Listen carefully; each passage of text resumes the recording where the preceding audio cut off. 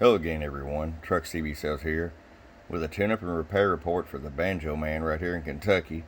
This Galaxy DX2517. Banjo Man, we got you ready to go.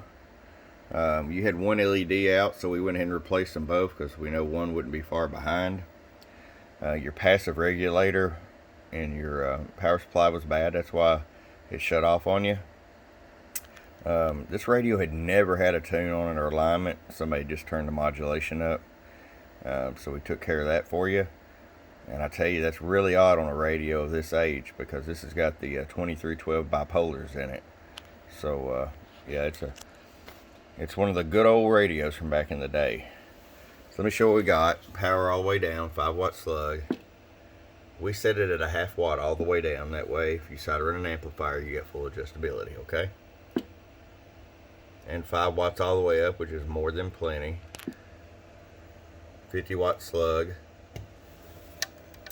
Show you average power first. Low 15 bird. Peak power. Low